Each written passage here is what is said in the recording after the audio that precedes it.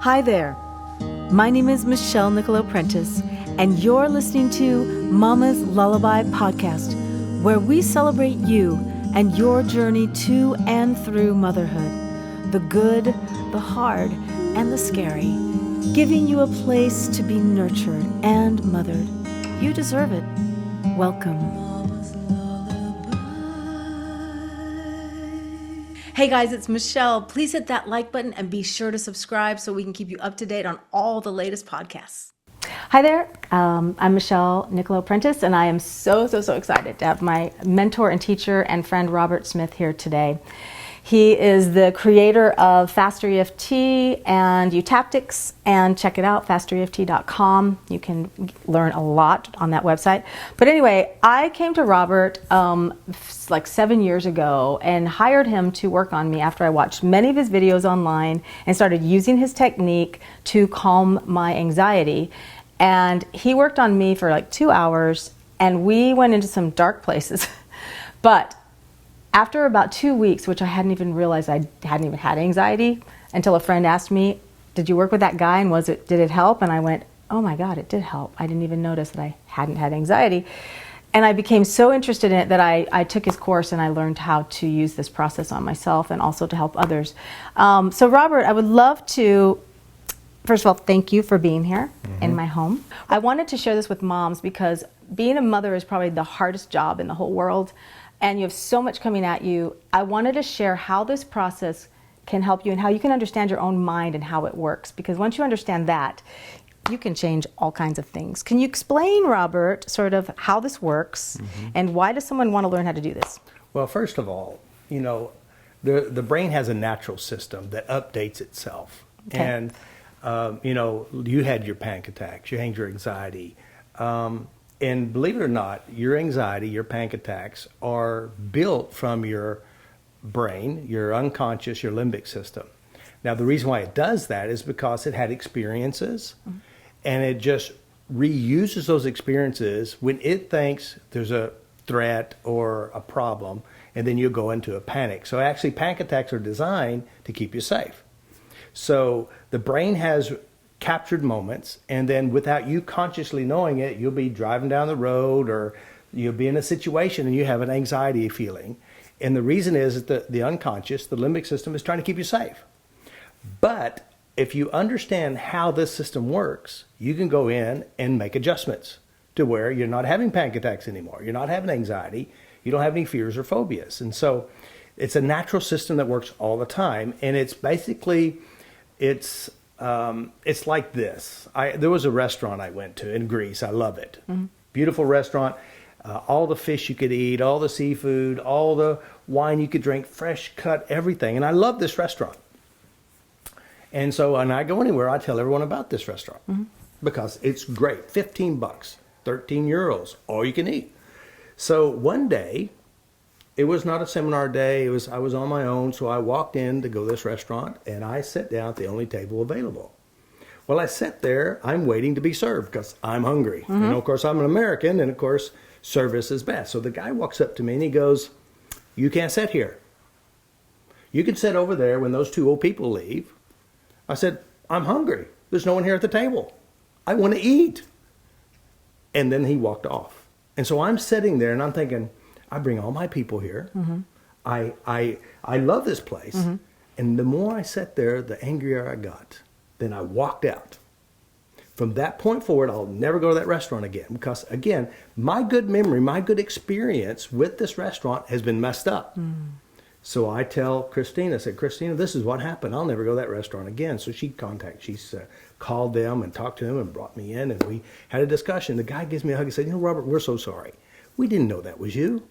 Sometimes we have people from other countries who come and sit at a 4-seat table like this all day long, and we lose money because we got to have quick turnover."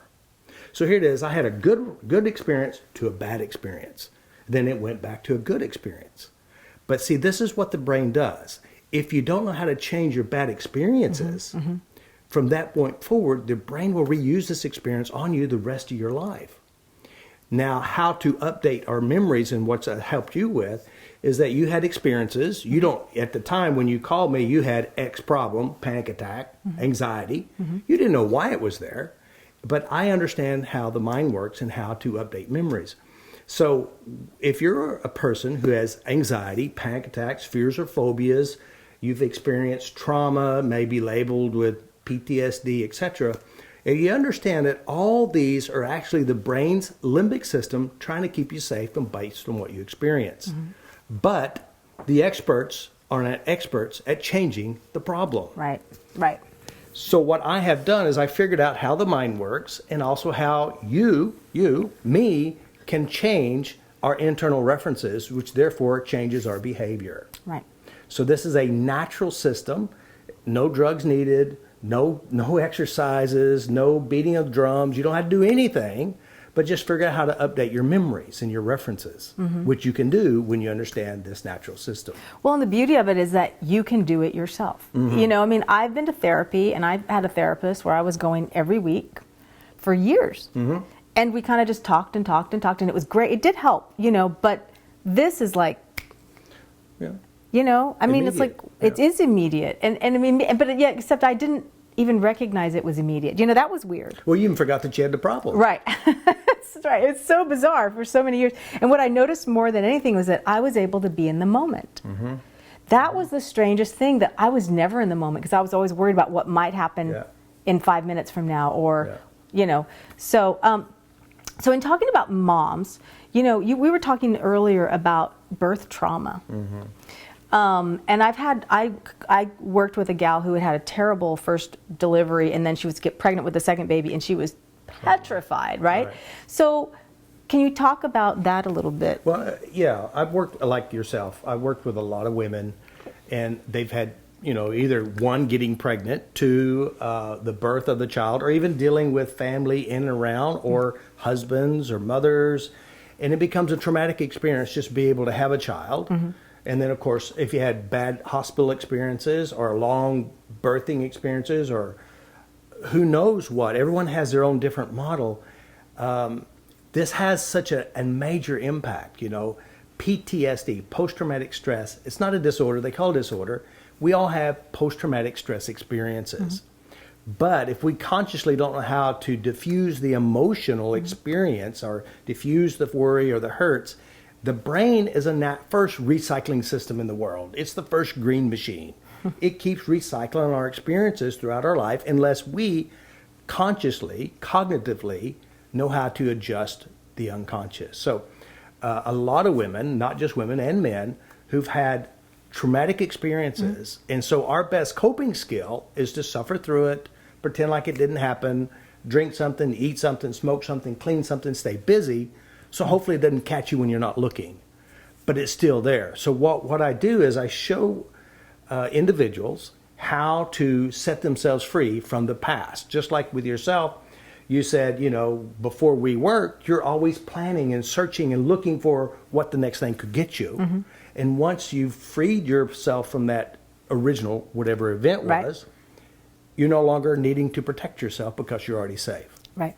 So with women who've had traumas such as birth, or around birth, or because they had birth, it has a major impact. And when you make peace with that, things have changed. Just a couple of days ago, I worked with a woman who's 75 years old. Of course, in 1962, she got pregnant, and it wasn't something she wanted to happen. From that point forward, for, 18 to 75, this still controlled her life. And within, you know, we did a session, and we cleaned it up to where it doesn't impact her anymore. It means you can go back and remember what happened, and it doesn't hurt you, doesn't affect you, and you're free from it. Just like with yourself, I worked with a couple of hours. I don't know exactly what we worked on either. We worked on my fears of getting cancer, having a heart attack, and going crazy. Well, that would give anybody a panic attack right now. You kept making me say, I'm going to die, I'm going to have cancer, have a heart attack, and go crazy. I'm like, no, I don't want to say it. You're like, say it. Tap now. No, it was fascinating. But again, remember, fears, you have to understand, fears have a positive intention. It's trying to keep you safe. Right. But the weirdness is those fears control you. Matter of fact, the more the fears you have, the more you start looking for them. and then you plan on them getting you. That's correct. And they'd end up destroying your everyday life. That is correct. So what we want to do is make peace with fear and make peace with trauma, make peace with hurts or anything else involved with it. As you do that, then you're now here, and your brain will not be reusing the past on you to scare you, to torment you, and have a negative impact on you. I think that was the thing when I first started watching your videos, was I felt a empowerment that I could do something, because I have my mind, I have my fingers, and I have, this understanding of how do I know? Which is so beautiful. And I can't thank you enough for doing the work to figure all this stuff out. And I know there's thousands of us that feel that way. But so a mom during labor, let's talk about that for a minute. She can use this process to keep, what do you think about using this process during labor, and what do you think it would do for the mom? Well, what it does, you have to understand, now she said process, so we talk about a tapping process. And first of all, tapping seems weird. And it is weird if you don't understand what you're doing and why you do it. What the brain does is, you're here with me right now, you're watching me. Just by me talking, I could say childhood or birth or something, your brain will go back to the past, pull up an experience, and start to feel real now. All right? So it is the autonomic system responding, making you feel stressed or anxiety, even though there's not a real reason, except you have a memory. The reason why we use tapping, and a tapping is what we call a defrac. Now, defractionation is basically undoing the memory that created the anxiety. Now, fractionation is how we learn. That means when you learn how to write, you see writings on the wall, on the chalkboard, and then you start trying to put letters on the piece of paper. Now, each one of these are called fractions or pieces. But when you're having a panic attack, you're into a big state of mind. Right. You're not here now. You're actually in what we would call a hypnotic state, a trance, or an autonomic response. The tapping basically relaxes you, pulls you right back to now. But also, if you understand how the mind works, or the cortices, which in our brain, when you remember a memory and you recall it, you have a picture, you may have sensations, you may have sounds. These are the parts of the cortexes, or cortices, the audio cortex or the visual cortex or the motor cortex. And when you go inside your mind and you aim at whatever it is that you're holding and you use the tapping, it pulls you out of the mental process or the trance, pulls you right back here to now. So basically, you're updating your memories by diffusing how you hold them internally, which is super fast. Right. So the tapping is no more than just getting your attention in the here and now. Pulling you back out of the trigger or the state of mind that you were triggered into. Yeah. So it brings you back to the present moment. Right. And the cool thing is, and how the brain actually works. So you're feeling, so here it is, you think about something, you're in a high anxiety, which is a trance, and then you tap and you come out of the trance, you come back here to now, you're calm, and as you go back and look at the memory, that memory would have adjusted because you aimed at either a visual or a kinesthetic or an auditory, and you're flattening the neurons in the mind, actually updating the memory. So that way, when you go back to the memory, you know it happened, but you don't feel any anxiety with it. Exactly. It's very powerful. It's very simple. Strange. Also, something that you can be so intense about, to have it go down, down, down. I had a girl call me today while I was driving who was having a total panic attack, and I just talked her through it in 5 minutes, and it's just wild. It's powerful. It is powerful. Extremely powerful. It's so powerful. But here's a bizarre thing is sometimes you can have a great experience and it feels really good, and then you're driving down the road and the song plays and all of a sudden you start to feel really good again because it triggers the memory. Oh yeah. Music but that's not bizarre either. No. But then again, you could be driving down the road, a song plays, and you get really angry and upset. So again, this is just how the brain naturally works. But knowing how to work this part of ourself, you can change yourself. And that's what you teach. And that's what I'm really excited to teach moms this, because there's so much going on as a mother. You're literally spinning a million plates at once. And it's so easy to forget yourself. But if you forget yourself, the problem is if you don't put your own mask on first, you cannot assist others. If I'm balled up in in the fetal position because I'm having an anxiety attack, I cannot help my child. So Robert, I would love for you to take us through a little bit of the process. And so if everyone can follow along and maybe experience it for themselves like I did, could you do that with us? Sure. Okay. So here's the most important part, first of all, is understanding you're here with me right now. And one of the things what we want to do is we want to have a couple of things handy. For one, I'd like for you to remember a good memory. So think about a good memory. It could be with anything or anyone. It could be, for some people, it would be holding their baby for the first time. Or other people, it could be their puppy dog. Or it could be laying on the beach. So just think of a memory that makes you feel good. First thing. All right. Once you have a good memory, now what we want to do, since we have a good memory, we have what you call a go-to place.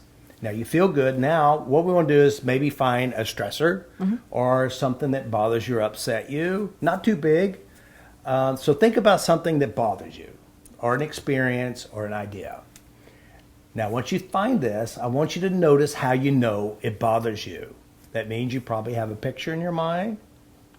You may have sounds inside your mind. You may have feelings in your body. Just notice that.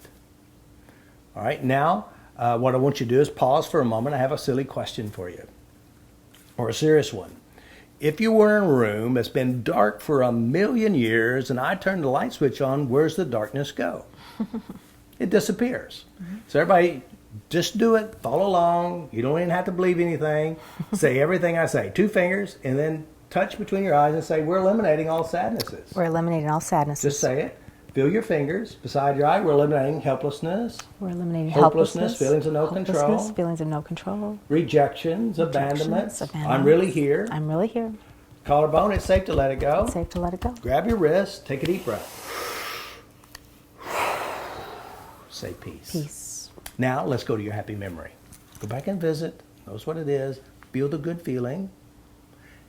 Now, let's go back and check what it was that was bothering you. Now, go back and remember it.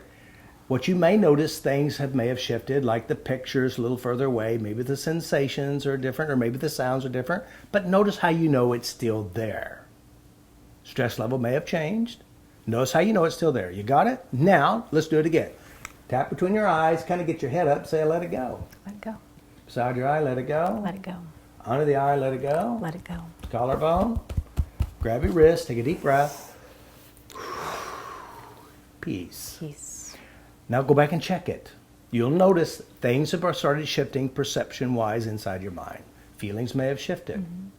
Now the whole goal of this is to go and find it, notice it, notice how you know inside your mind's eye. Then you tap and you get your mind away from whatever it is that you're thinking about. So when you tap, you're literally just focusing on the feeling of your fingers, right? You just feel your fingers. And no matter what you don't have to think about what you're saying. You're just feeling. And you don't even have to say anything. All you have to do is go, let it go, let it go, let it go. Okay. Peace, happy memory, feel good. Go back and check the memory. Naturally, what the brain will do, you have a stressed reaction. You notice it. You're aiming internally. How you know? You're doing the tapping, which is a relaxing process. It brings you back to right now. Then when you go peace, you're breathing, because when you're stressed out, you're not breathing. Right. And then you go to a happy memory, you feel good. Now when you visit the memory that's bothering you, your brain will naturally update the internal references. And it's so simple, profoundly effective. Now, in order to finish this, you've got to continue doing it until you change how your mind represents whatever it is that's bothering you. You're talking about the picture in your mind, The right? picture in your mind, or the sensations, or the sounds, to where you feel at peace. Now, it's so simple. You identify inside your mind. You notice it. Let it go. Let it go. You look at the ceiling. You don't think about anything else. Let it go. Deep breath. Peace. Happy memory. Then you go back and check it. You'll notice automatically the brain has updated itself. All right. Now, this is so simple. And it seems a bit odd, but it works. It's not as odd as eating a whole pound of chocolate, not as odd as drinking a fifth of vodka, or yelling at your friends, or banging your head against the wall, or trying to clean everybody's house but yours. So again, it's very simple, very easy, and you take it everywhere you go. My favorite place to tap is while I'm driving, addressing things that bother me, and putting myself back in what you call cognitive control. I think the trick is to pay attention to your thoughts, because we don't pay attention to our thoughts. They're just running. And I think thinking about noticing, right? I call this directed mindfulness. Being mindful that. of what's inside your mind and direct it and change it immediately. It's a lot different than modern mindfulness practices, which takes a lot of meditation, hours a day. You can change it this fast. Super quick, right now, and then double check, make sure it's changed. And it's permanent. Well, I mean, don't, unless you have a lot of, well, yeah, but I mean, it changes things, that particular thing it changes. Neurologically, you can change that. Yeah. Yeah. So when you talk about neurological changes in the brain, do you know the cycle, like the physiology of this? Does it literally change it that fast? Exactly. Well, to think about it, logically, you met someone and you met John and you had a good experience with John at dinner, and you say, he's a really nice guy. Then you go meet Jack, and you talk about John, and all of a sudden Jack starts talking about how stupid John is, how bad John is. And so now you're thinking about what Jack's saying, and you keep looking in your mind what John, and all of a sudden you have a different opinion about John, because somebody else has imprinted, and affected your memory. Now all of a sudden when he shows up, you go, I don't know if I can trust this guy because of what Jack said. This is how fast memory changes. There's lots of other ways of doing it too, by the way. Like what? Let's do some other so ways. here's another way. Say for example, the tapping. If you understand when you go into a memory that bothers you, that's what you call a state of mind or a trance.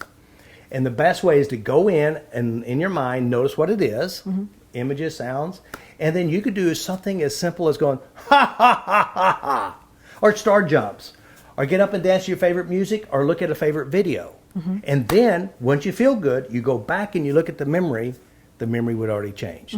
Okay, that's really simple. So there's a lot of different ways to update memories. The key is a bad feeling in the memory, good feeling, and then you're collapsing both. You're collapsing the bad memory by updating the memory. So I will go over a lot of that on how you can change memories very easy without even tapping. Tapping is only one of many other processes. Just fake laughing or smiling or remembering a happy memory or watching a funny video or singing a song.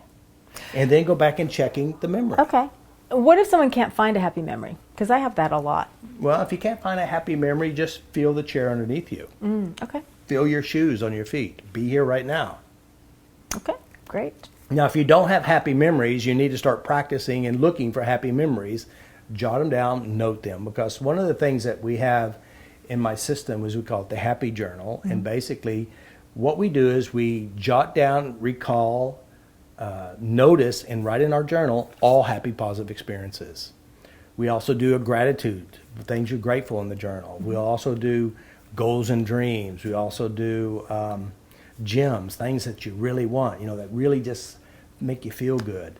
We have a lot of different ways that we need to program ourselves. And a lot of people don't have happy memories because of how they were raised. Right. And it's not wise to feel good because you'll get punished.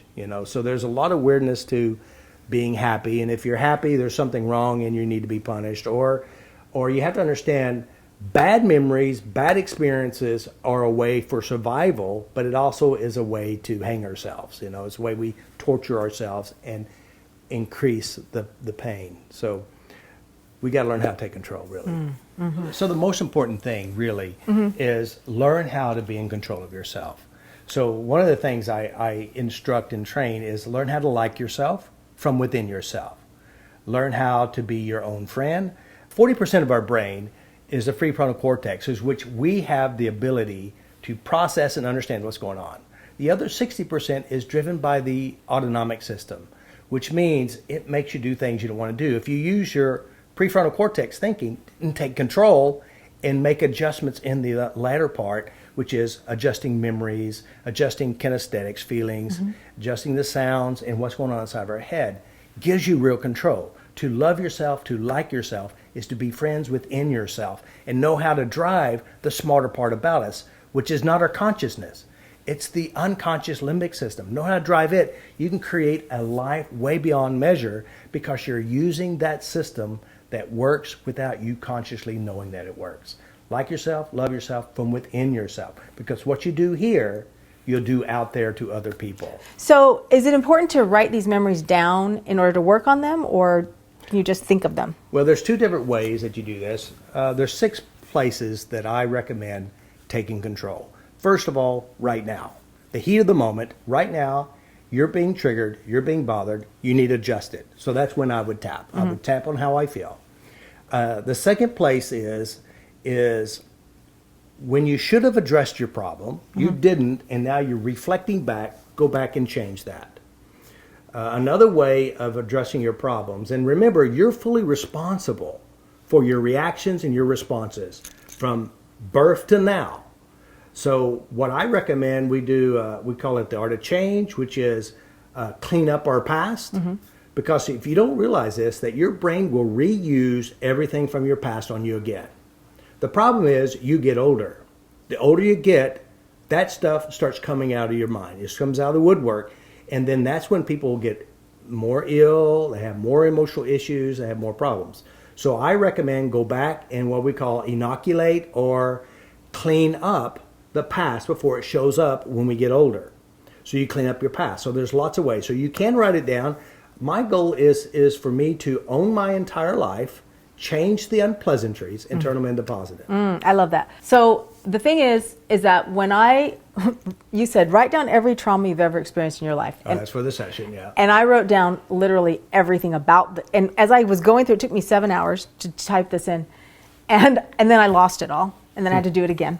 And that was painful. Let it go. Anyway, no. But the thing is that you forget all that stuff that's back there. And you start bringing it up, and you can feel it. So if you can feel it, it's alive in you. It's still alive inside. So, it still drives you. Right. It makes you do things you don't even know it. Yeah, you're not even aware. I always say it's like having a closet, and from the moment you're born, everybody sticks their crap in that closet, and you don't even know it's in there. And as you grow up, you start to realize, like, I want this, and I love this, but there's no room in the closet. So it's like cleaning it all out gives you space for what you actually want. I would say it even like this, is like, when you have experiences, it's like the writings on the wall. So all these writings on the wall is like chalkboard, and so it's instructions on how to play football or how to play an instrument. And so these instructions are there. And over time, your brain will start reusing these instructions. Even though it was John who did this or your mom who did this, your brain will still reuse that because it's in your brain. And what we want to do is we want to go back and rewrite the instructions. We want to adjust them to where it's something you'd rather experience in your future. Because your brain, if you really understand the logic of the brain, it's the limbic system.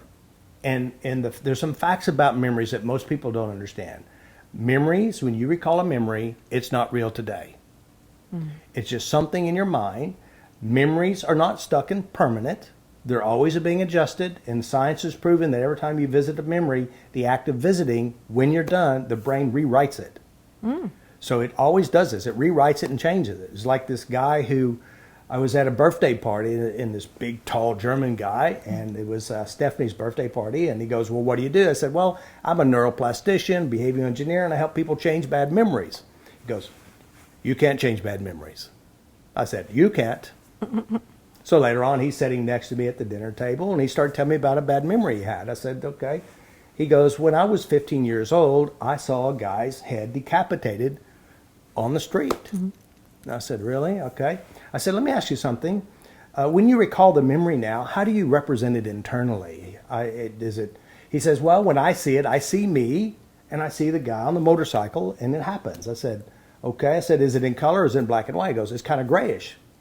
I said, okay. I said, look at me. And as you look at me, do you see me? Or do you see you looking at me? He goes, I see you. I said, all right, am I in color or am I in black and white? He says, you're in color. I said, now, when this event happened, was it in daylight or was it at night? Because it's grayish. He said, it was in daylight. And I said, and you're watching it happen to you. You know you can't see it that way. Your memory has already started to change and you didn't even know it. So memories have its own way. The brain has its own ways of updating itself. Even though consciously we don't know how it does it. What I do is I show you how to speed up the change in your mind. Because I've had people who said, you know, Robert, I've been 20 years of therapy. I still got the same problem and it's worse. And so I said, well, what is it you've been talking about? So I got this long list of every experience that they've been talking about for all the 20 years. And in 2 hours, I changed those. Now, all of a sudden, she goes, they don't bother me. I said, try to make it bother you. I can't. It's over. And this is what I do. Now, the cool thing is, if you change your memory, it doesn't change what happened in the past. Right. You can't change the past because it's gone. It only changes what your brain will reuse on you again and again. And the whole reason we're here on earth is to survive and to have a healthier life. Unfortunately, we're stuck in a loop of our past. And the past is over. So it's time to update ourselves and create something better. So that's what I do. That's fantastic. Yeah. Update Saves you years yourself. of therapy. I always tell kids, I tell moms, I'm like, you're going to screw your kids up because that's just life. You can't do it perfectly. So put aside a fund for therapy. But actually, FasterEFT or Eutaptics. Learn how to do that. Much better than therapy. And really, they're not screwing the children up. They're just training them to be just like them. Right. And they're training them in things that you don't want. And so... but creating something you actually do want, so we can use this for that too, right? So you can use this process to actually create something you want. How would you do that? I have a course, it's called UMP, Ultimate Manifestation Process. And basically, I want this. What's going to keep you from having it? You write a list of everything that's keeping you having it, and you change that list to where you already have it and you get it. I love that. There's a movie that came out called The Secret. Well, the secret to the secret isn't in the secret. True. And the secret is, the law of attraction says, what you hold in mind, you get. Not what's outside you want to put in because it's not in. So what I say, go inside your mind, look at what you don't want, and turn it into what you do want inside your head. Because then you're in alignment with what you're holding. Because how many of you have done the affirmations, and you try to do all the positive stuff, and then all of a sudden they say the saboteur within screws up your good work. There is no saboteur except the ignorant conscious mind not working with the smarter part. So if you work with your unconscious, your brain, your limbic system, and make the adjustments in it, you can have what you're holding, not what you want, because you have to be within what you'd like to have. This is the power. Right. And so the thing that you're cleaning up is the thing that would stop you from being that. You got it. So your disbelief, or it could be the experience with your mother, your experience with the bad experiences, and those bad experiences to the limbic system, to your brain, is not bad. This is reality. This is your family. This is your connection with the world. This is who you're supposed to be. Mom and dad fought about money. Guess what you're going to do? You'll be having problems with money because they programmed you. Now, if you changed mom and dad inside your own head, all of a sudden you'll have money. All of a sudden you'll have more of what you do want because you're in alignment with it. Your unconscious is smarter than you are consciously. You may want to lose weight, but you will never lose weight unless you change your brain. Your brain says, clean your plate. Your brain says, food is love. It says, get your money's worth at buffet. When you're lonely and and you need love, you go eat your cake and ice cream and cookies. Now, these are unconscious limbic system working. But you would like to weigh less. Well, if you weigh less, you know what's going to happen. Your brain has a resource that says, don't do it because we're smarter than you are. So you have to learn how to drive that piece. And you can drive that piece, you can lose weight without ever trying because you're operating from personal power and control. I will say that is absolutely true, because I think I had a belief system in me that I would just sabotage anything I do. I'm just going to sabotage it. That was my belief, and I used the tap it down, tap it up method, which I love. It's so simple. Maybe we could tell them about tap it down, tap it up. Do you use that still, or you don't? Of course, it's a major training, but it's so simple. That's a little bit more advanced. Okay. Well, anyway, it's just a fabulous way to change your beliefs once you know what they are. But just becoming aware of what your beliefs are, or things that keep you from what you actually want. I think that's a better way to do it. Like, if you think about how you would like your life to be, and you would think about how you would like to be, and then what keeps you from being that or having that, those are the places to work. You change, yeah. I love that. Yeah. Change yourself from within yourself. Know thyself. Know how to drive yourself. Know how to like you from within. So, can we talk a little bit about postpartum depression and kind of what you see that as, and how this could help somebody out of that, or maybe even avoid it, maybe, or I don't know. Well, what would you say? The most important thing about avoiding it or to dealing with it is 99.999% of the people watching this have no emotional coping skills. So that means they don't know what to do with when bad things happen. So either one, they're going to just push through, suffer and endure, or they're going to take this memory and it'll create what you call depression. There's many styles of depression, and there's many levels. Like, if for example, you got pregnant, and of course you got pregnant, you didn't want to get pregnant, or you wanted to get pregnant, but then you start creating fears about pregnancy, or you go to the doctor. And of course, this is a life change for a woman and for a husband as well. And of course, he may not be able to handle it, and then she can't handle his not handling it. Yes. And then there's an escalation of emotions. And then, of course, going to the doctor, your body's changing, your hormones changing, you're sensitive to smells, tastes, and everything. It becomes a major emotional trauma. And then, of course, if you have long labor, short labor, painful labor, or you hate the doctor, who knows, stitches, everything could be involved with this whole thing. And then again, your life has now have been traumatized and changed, and now you got this little child. You're supposed to love this child, but right now you can't love anybody because you're miserable.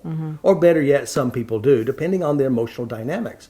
So again, there's a lot of layers to this. And if you've already suffered trauma and you feel depressed, because there's good reasons, like some people, like, I don't want a child, I got pregnant, or I don't want a girl because I'm a girl, I'm afraid that I'm going to raise this child like my mother raised me, or hopefully I'll be a good mother because my mother wasn't, or who knows what dynamics are involved with this, because even though we talk about pregnancy and we talk about birth, that's simple. But the emotional soup involved around it is complex. And that is the reason I think it's important to learn how to deal with your emotions, because we do pass down what we know and what we can only give what we have. And until we know better, we can't do better until we know better. And when we do know better, we will do better, right? Well, you can only do what you know how to do. Exactly. So I think it's so important for moms to clean up their stuff so they don't pass it. That's how you change the generations, right? So you clean up your things that really traumatized you, or that you hated about your mom or whatever, and she hated about her mom, and you clean it up, and so you don't pass it down to your children. That's how you end up like your mom, right? Well, yeah, right. Because it's a program running in you. You're like, oh, I hated when my mom said that, and now I'm saying it, And I don't want to be like her. I work so hard. And then you are just like her. Yeah. Exactly. Yeah. Or your mother-in-law. There's all kinds of emotional soup here. Yeah. But the truth is, if you learn how to take ownership of yourself and change your emotional responses to others, that's the key, honestly. Granted, this is not something that you'd probably find in a local psychiatric place, because most of them don't know how to change memories. Hopefully soon. Yeah. Well, we do have Eutaptics training system, which is teaching parents. Also, we're teaching a lot of psychologists, a lot of doctors come to this system, and neuroscientists and normal people as well. They all come to learn how to take control. We do have, of course, I have Eutaptics, FasterEFT trainings, and we just this year we hadn't got it out yet, but we have Eutaptics Emotional Ed for Children, which fantastic. we are training parents and teachers how to help children creating emotional intelligence, emotional ed. That's awesome. Will it begin in the schools or? Well, right now it's a pilot program, and then what we are making the course available to teachers and parents. But yes. I think that's fabulous, because I've often thought, because a teacher can say one thing to a child and there goes his whole belief of himself. Positive or negative. The rest of his life. Yeah. So having the teachers clean up their stuff to work with your children, having the parents clean up their stuff. I mean, this is how you have a healthier world, really. Well, it's about emotional intelligence, really. And unfortunately, most people don't have it. I mean, they don't understand it. We're not taught. I mean, we're taught to just react, and we watch our family, we watch our parents, and we do what they did, and we do what they taught us, and until you know different. Yeah. I just had a woman, a grandmother just called me yesterday actually, and she has a 14-year-old child, depressed, nearly committed suicide twice. She was bullied in school. They put her on antidepressants. Now she's gaining a lot of weight. Now it escalates. And she was the woman who, video number 14, who came to see me and wanted to lose weight. And she tried everything. Nothing worked. And then we started addressing memories, and all of a sudden she lost the weight, and she knows this works. So helping parents, helping mothers, helping ourselves, knowing how to update ourselves will impact our children. One of the things that we do in like with yourself and others who attend my courses, we're teaching emotional intelligence, and they have children, and they're teaching their children how to change and adjust their fears and phobias. That's so beautiful. Number one cause of all of our problems, relationships, school, churches, you name it, they impact us, and so we got to go. We're responsible now to clean our own self up. And if you're a parent, you need to help your kids. Well, I think what you said is right. We're responsible, and I don't think our society has taught us that we're responsible. Our society has sort of taught us that it's the outside world doing it to us, right? I mean, like, it's not your fault. Because, you know, it's like, but then you have no controls. So my hope is for all you mamas out there that you will take some of Robert's classes, or maybe we'll do a class for moms, something specific they can purchase online or come to a seminar or something, to where you can really learn how to do this for yourself, so that you can feel like you've got the controls in your hands, and then you can teach your children, and then they can learn to do it, and it just makes the whole experience of being a parent and having a family a very different experience.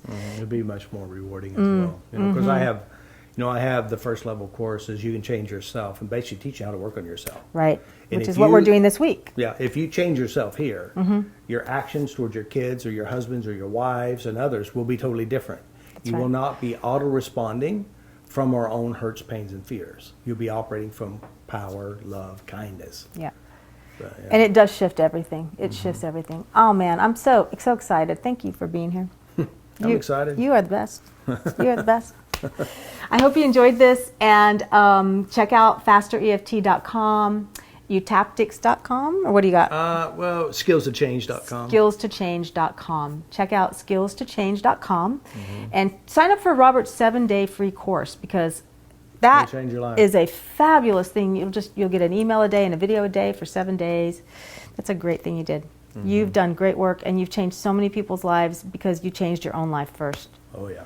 So thank you so much. I appreciate it so much. Thank you. Thank Good you. job. Tears come in waves down your face. Let them fall, let them fall. You're safe with me. The crowds are gone. There's no need to be strong, to be strong. I'll hold this space just for you. There's nothing that you have to do. I know your heart has broken too. You take your time, there are